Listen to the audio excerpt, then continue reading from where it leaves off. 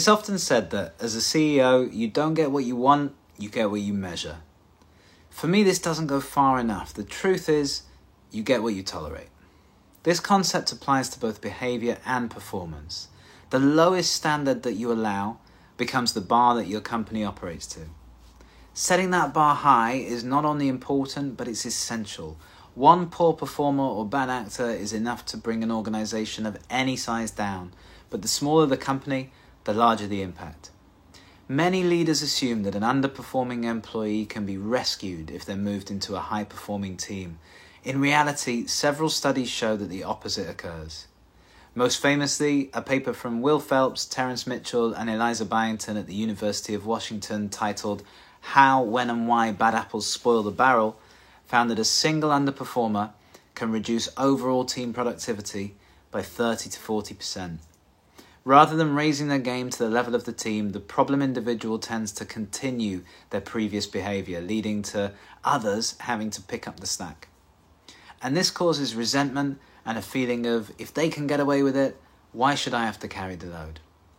Over time, previously high-performing team members tend to the level of the underperformer. Their lack of engagement or capability is pervasive and contagious. In other research, the Harvard Business Review discovered that high performers are actually 54% more likely to leave companies where poor performance is tolerated. An executive training firm, Leadership IQ, reported that 46% of employees felt that their company's tolerance of underperformance prevented them from excelling. The key question to ask is, does a desire to avoid a difficult conversation warrant a 40% decrease in productivity?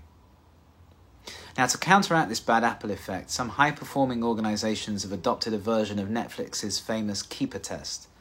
Netflix are famous for intolerance of underperformance, explicitly stating in their original culture deck that adequate performance is rewarded with a generous severance package.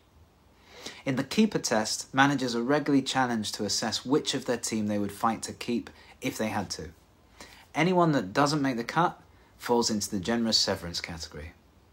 This, in part, has led to their meteoric rise to be one of the corporations that shape the world we live in today. Permissiveness around poor behavior is equally damaging.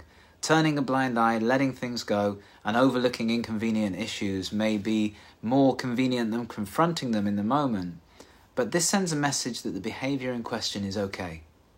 And that message applies to both the person conducting the behavior and everybody else that knows about it.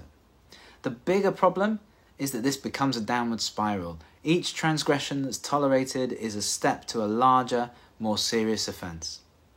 Left unchecked, this leads to malpractice and dysfunction at the level of Uber, WeWork or Theranos. Underperformance and poor behaviour will appear if they're allowed to, even in the healthiest of cultures. No state is permanent, so decide what's important, stay vigilant, and take action when necessary. You'll get what you tolerate. So be careful what that is.